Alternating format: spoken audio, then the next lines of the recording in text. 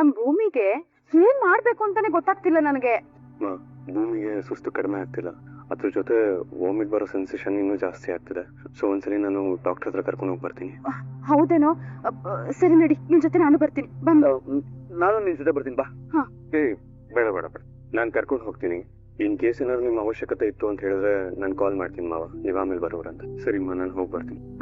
ಒಂದ್ ನಿಮಿಷ ಇರು. ಬೈಲಿ ಭೂಮಿ, ಈ ತಿಂಗಳು ಸರಿ ಸರಿ ಸರಿ, ನೀನ್ ನಿಧಾನಕ್ಕೆ ಬಾ. ಬೈಲಿ ಬೈಲಿ ಬೈಲಿ. ಹಾ ಅಜಿತಾ, ಈಗ ನೀನು ಡಾಕ್ಟರ್ ಹತ್ರ ಕರ್ಕೊಂಡು ಹೋಗು. ಬುಲೆಟ್ ಅಲ್ಲೇ ಕರ್ಕೊಂಡು ಹೋಗ್ಬೇಡ, ಕಾರಲ್ಲೇ ಕರ್ಕೊಂಡು ಹೋಗು, ಸರಿನಾ? ಯಾಕವ್ವ? ಏನೋ ಈಗ ನಾನ್ ಹೇಳ್ದಷ್ಟು ಮಾಡ್ತೀಯಾ ಇಲ್ವಾ? ಕಾರಲ್ಲಿ ಕರ್ಕೊಂಡು ಹೋಗು ಅಂದ್ರೆ ಕಾರಲ್ಲೇ ಕರ್ಕೊಂಡು ಹೋಗ್ಬೇಕು ಅಷ್ಟೇ. ಸರಿಮಾ. ಆಮೇಲೆ ಭೂಮಿನ ನಮ್ ಫ್ಯಾಮಿಲಿ ಗೈನಕಾಲಜಿಸ್ಟ್ ಹತ್ರನೇ ಕರ್ಕೊಂಡು ಹೋಗು, ಸರಿನಾ?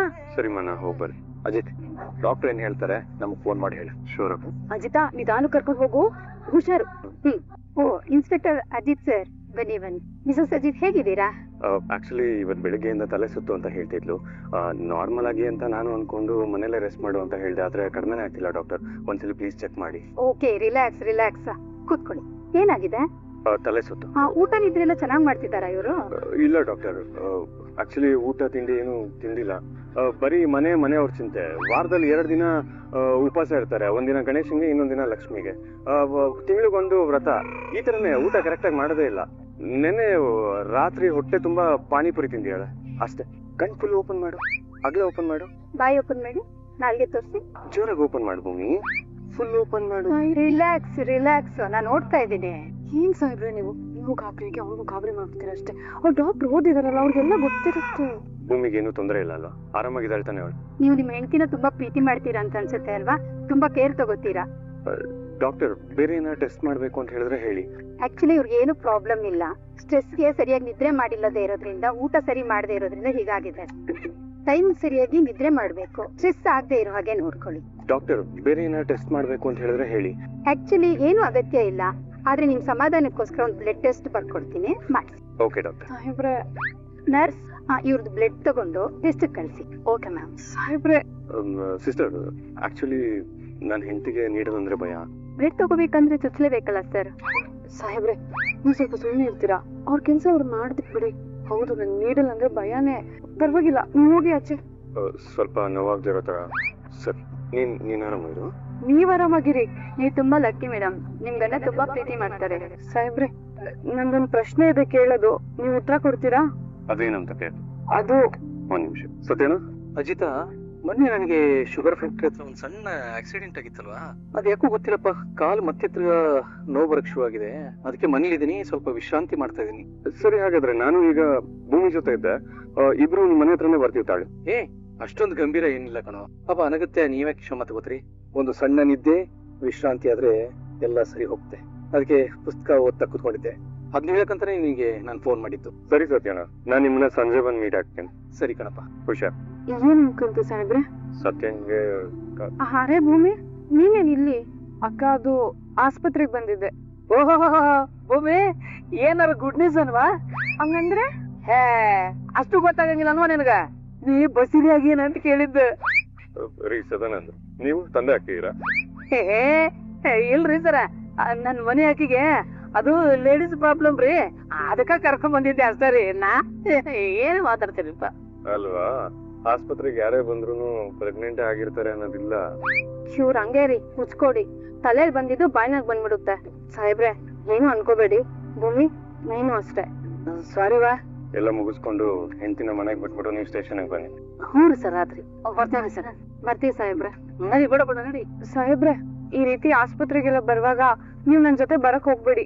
ನೋಡಿದ್ರಾ, ಸದಾನಂದ ಅಣ್ಣ ಮತ್ತೆ ಅಕ್ಕ ಎಲ್ಲ ಸುಮ್ಮನೆ ತಪ್ಪು ತಿಳ್ಕೊತಾರೆ. ಅಲ್ಲ, ನೀನ್ ಹಿಂಸೆ ಮಾಡ್ಕೊಂತಿದ್ದನ್ನ ನೋಡಿ ನಾನು ಸದಾನಂದ್ ಅವ್ರಿಗೆ ಹಾಗೆ ಹೇಳಿದ್ದು. ಅವ್ರು ಮಾತಾಡಿದ್ರಲ್ಲಿ ತಪ್ಪೇನಿದೆ? ಗಂಡ ಹೆಂಡತಿ ಸಹಜವಾಗಿ ಯಾರು ಕೇಳ್ತಾರೆ ಅದೇ ಅವರು ಕೇಳಿದ್ದಲ್ವಾ? ತಪ್ಪೇನಿದೆ ಅಂತ ಹೇಳ್ತಿದ್ದೀರಲ್ಲ ಸಾಹೇಬ್ರೆ? ನಾವಿಬ್ರು 1 ವರ್ಷದ ಮಟ್ಟಿಗೆ ಗಂಡ ಹೆಂಡತಿಯಾಗಿ ನಾಟಕ ಮಾಡ್ತಿದೀವಿ, ಅದನ್ನ ನೀವ್ ಮರ್ತೋದ್ರಾ? ಅಲ್ಲ ಸಾಹೇಬ್ರೆ, ನೀವೇ ಮದ್ವೆಗ್ ಮುಂಚೆ, ಮದ್ವೆ ಆದ್ಮೇಲೆ 1000 ಸಲ ಹೇಳಿದೀರಾ ಇದನ್ನ. ಭೂಮಿ, ನಿನ್ನ ನನ್ ಕಿರ್ಬೆಳ್ಳು ಮುಟ್ಟಲ್ಲ ಅಂತ ಈ ರೀತಿ ಸ್ಟ್ರಿಕ್ಟ್ ಆಗಿ ಹೇಳ್ತಿದ್ದ ಅವರು, ಚಾಪೆ ಮೇಲೆ ಮಲಗ್ತಿದ್ದವಳ ಬೆಡ್ ಮೇಲೆ ಮಲ್ಕೊಳ್ಳೋ ತರ ಮಾಡಿದ್ರಿ.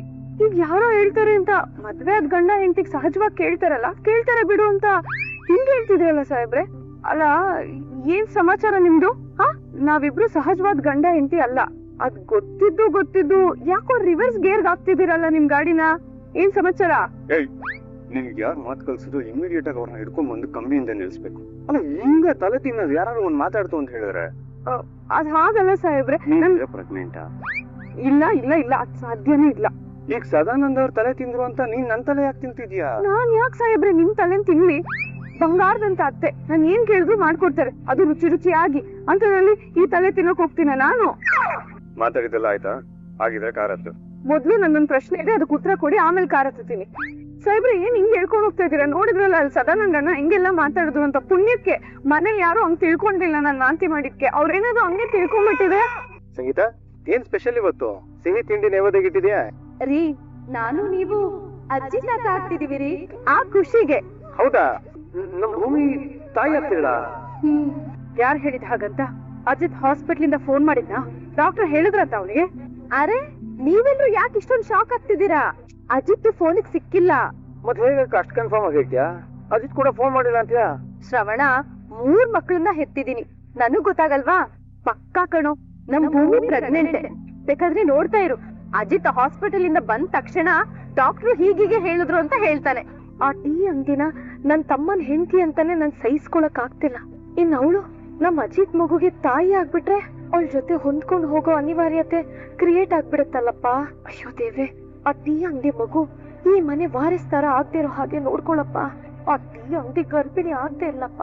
ಭೂಮಿ ತಾಯಿ ಆದ್ರೆ ನನ್ ಅಂಜುಗತಿ.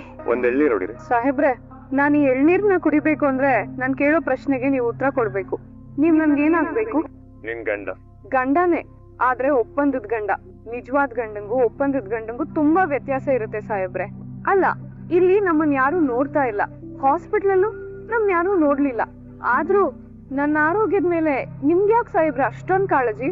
ನಮ್ ಜೀವನದಲ್ಲಿ ಯಾರಾದ್ರೂ ನಮ್ಗೆ ಅತಿ ಮುಖ್ಯವಾದ ವ್ಯಕ್ತಿ ಸ್ವಲ್ಪ ಆರೋಗ್ಯದಲ್ಲಿ ಏರುಪೇರಾದ್ರೂ ತಡ್ಕೊಳ್ಳೋದಕ್ಕಾಗಲ್ಲ ಬೋನು. ಅಂಡ್ ನಿನ್ ವಿಚಾರಕ್ಕೆ ಬಂತು ಅಂತ ಹೇಳಿದ್ರೆ ನನ್ನ ಜೀವನದಲ್ಲಿ ನೀನ್ ತುಂಬಾನೇ ಮುಖ್ಯ. ನಿನ್ಗೆ ಚಿಕ್ಕ ಹುಷಾರ್ ತಪ್ಪಿದ್ರು ನನಗ್ ತಡ್ಕೊಳ್ಳೋ ಶಕ್ತಿ. ಅದನ್ನೇ ಸಾಹೇಬ್ರೆ ನಾನು ಕೇಳ್ತಾ ಇರೋದು. ಯಾಕೆಷ್ಟು ಕಾಳಜಿ ನನ್ ಮೇಲೆ? ಅಲ್ಲ, ನನ್ಗೂ ನಿಮ್ಗೂ ಯಾವ ಜನ್ಮದ್ ನಂಟು? ಅದಷ್ಟೇ ಅಲ್ಲ ನನ್ ಪ್ರಶ್ನೆ.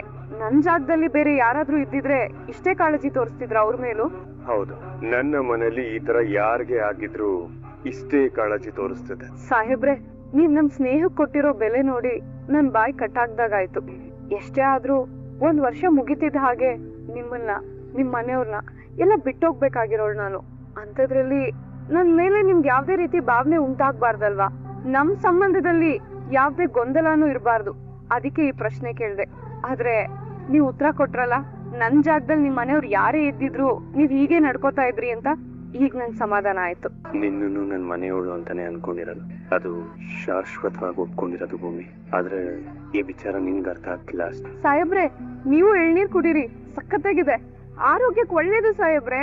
ಅಣ್ಣ, ನಮ್ ಸಾಹೇಬ್ರಿಗೊಂದು ಎಳ್ನೀರ್ ಕೊಡಿ. ಶಮನ್, ನೀನ್ ಯಾಕೋ ಟೆನ್ಷನ್ ಇದೆಯಾ? ಅದಾಗಲ್ಲ ಭಾವ.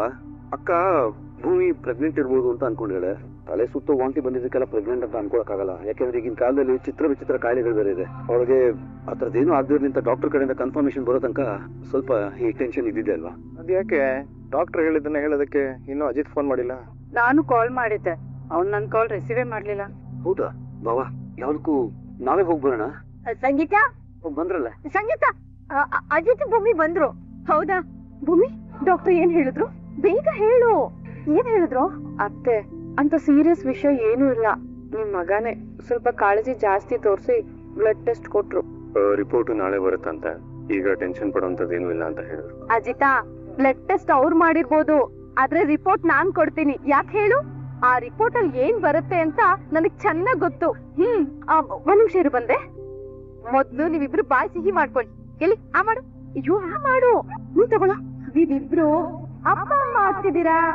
ನೋಡಿದ್ರಾ, ಜೋಗ್ತಿ ಅಮ್ಮನ್ ಮಾತು ಸುಳ್ಳಾಗ್ಲಿಲ್ಲ.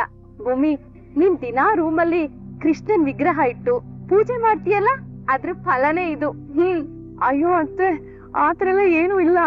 ಅದೇನು ಇಷ್ಟು ಗ್ಯಾರಂಟಿಯಾಗಿ ಹೇಳ್ತಿದ್ಯಾ ಏನು ಇಲ್ಲ ಅಂತ? ಏನು ನಿಮ್ಮಿಬ್ರು ಮಧ್ಯ ಆ ರೀತಿ ಏನು ನಡ್ದೇ ಇಲ್ಲ ಅನ್ನೋ ತರ? ಅಕ್ಕ, ಅಪ್ಪು, ನಿನಗೆ ಕೊಂಕು ಮಾತಾಡೋದಕ್ಕೆ ಸಮಯ ಸಂದರ್ಭ ಏನು ಗೊತ್ತಾಗಲ್ಲ ಅಲ್ಲ? ಭೂಮಿ, ನೀನ್ ಅವಳ ಮಾತಿಗೆ ತಲೆ ಕೆಡಿಸ್ಕೊಳ್ಳೋ ಅಗತ್ಯನೇ ಇಲ್ಲ. ಆ ರೀತಿಯೆಲ್ಲ ಏನೂ ಇಲ್ಲ ಅಂತ ಅವಳ ಮಾತಿಗೆ ಸಬೂತ್ ಕೊಡೋ ಅಗತ್ಯನೂ ಇಲ್ಲ. ಅರ್ಥ ಆಯ್ತಾ? ನನಗ್ ಚೆನ್ನಾಗ್ ಗೊತ್ತು ಇಂಥ ವಿಷಯನ ಹೆಣ್ಮಕ್ಳು ಮೊದಲನೇ ಸಲ ಹೇಳೋದಕ್ಕೆ ಸಂಕೋಚ ಪಡ್ಕೋತಾರೆ. ಹಾಗೆ ಹೆಣ್ಮಕ್ಳಿಗೆ ಸಾಮಾನ್ಯವಾಗಿ ಯಾವಾಗ ತಲೆ ಸುತ್ತು ಬರುತ್ತೆ, ಯಾವಾಗ ವಾಂತಿ ಆಗುತ್ತೆ ಅಂತ 3 ಮಕ್ಳು ಹೆತ್ತಿರೋ ನನಗ್ ಗೊತ್ತಾಗಲ್ವಾ? ಅಲ್ವಾ ಅಮ್ಮ? ಹೌದೌದು ಭೂಮಿ, ನಾಳೆ ರಿಪೋರ್ಟ್ ಅಲ್ಲಿ ನೀನು ಬಸ್ರಿ ಅಂತಾನೆ ಬರತ್ತೆ ನೋಡು, ಗ್ಯಾರಂಟಿ. ಆಟ ಆಡಕ್ಕೆ ನಮಗ್ ಬೇಗ ಒಂದ್ ಪುಟ್ಟ ಮಗು ಕೊಡಿ. ಭೂಮಿ, ಇನ್ ಮುಂದೆ ನೀನು ದಡ್ಬಡ ಅಂತ ಕೆಲ್ಸ ಮಾಡ್ಬಾರ್ದು, ಹುಷಾರಾಗಿ ಓಡಾಡ್ಬೇಕು. ಅಷ್ಟೇ ಅಲ್ಲಪ್ಪ, ಇನ್ಮೇಲೆ ಎಲ್ಲೇ ಸುತ್ತಾಡಿಸ್ಬೇಕು ಅಂದ್ರು ಅವಳನ್ನ ಬೈಕಲ್ಲಿ ಕರ್ಕೊಂಡು ಹೋಗ್ಬೇಡ, ಕಾರಲ್ಲಿ ಹೋಗು. ಭೂಮಿ, ನಿನಗೆ ಗಂಡ್ಮಗು ಆದ್ರೆ ಯಾವ ಹೆಸರಿಡ್ಬೇಕು, ಹೆಣ್ಮಗು ಆದ್ರೆ ಯಾವ ಹೆಸರಿಡ್ಬೇಕು ಅಂತ ನಾನೊಂದಷ್ಟು ಹೆಸರುಗಳನ್ನ ಬರ್ದಿಟ್ಟಿದೀನಿ ಗೊತ್ತಾ? ಚಿನ್ನ, ಭೂಮಿ ನೀನ್ ಸ್ವಲ್ಪ ರೆಸ್ಟ್ ತಗೋ. ಭೂಮಿ, ಇನ್ನು ನೀನು ಟೀ ಅಂಗಡಿಗೆ ಹೋಗೋದು ಬೇಡ. ಅಜಿತ್, ನೀನು ಅಷ್ಟೇ. ಇವತ್ತೇನು ಎಮರ್ಜೆನ್ಸಿ ಇಲ್ಲ ಅಂದ್ರೆ ಅವಳ ಜೊತೆ ಇರು. ಸರಿ, ನೀವ್ ಹೋಗಿ ರೆಸ್ಟ್ ಮಾಡಿ. ಭೂಮಿ, ನಿಧಾನಕ್ಕೆ ಹೋಗಮ್ಮ, ನಿಧಾನಕ್ಕೆ ಕರ್ಕೊಂಡು ಹೋಗೋ. ಅಮ್ಮ, ನಾನು ಕರ್ಕೊಂಡು ಹೋಗ್ತೀವಿ. ಹುಷಾರು, ಕರ್ಕೊಂಡು ಹೋಗೋ. ಅಪ್ಪ ಕೃಷ್ಣ, ನಾನ್ ನಿನ್ ಪೂಜೆ ಮಾಡಿ ತೊಟ್ಲು ತೂಗಿದ್ದೆ ತಪ್ಪಾಗೋಯ್ತಾ?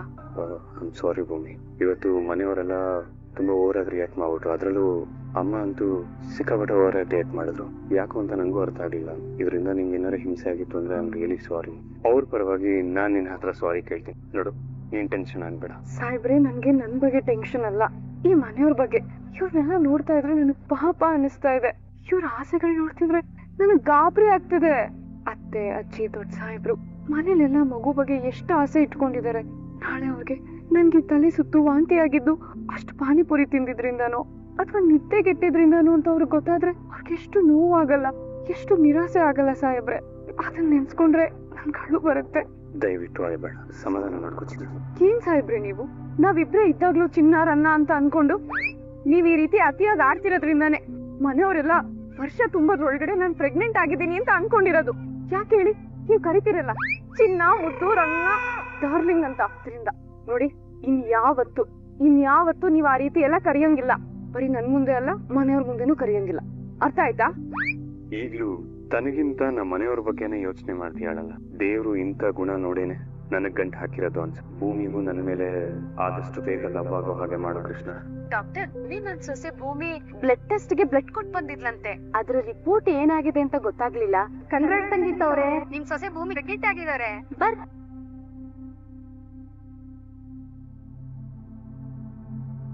ವಿಡಿಯೋ ಇಷ್ಟ ಆಗಿದ್ರೆ ಲೈಕ್ ಮಾಡಿ, ಸಬ್ಸ್ಕ್ರೈಬ್ ಮಾಡಿ, ಎಲ್ರಿಗೂ ಕೂಡ ಶೇರ್ ಮಾಡಿ. ವಿಡಿಯೋ ನೋಡಿದ್ದಕ್ಕಾಗಿ ಎಲ್ರಿಗೂ ಕೂಡ ಧನ್ಯವಾದಗಳು.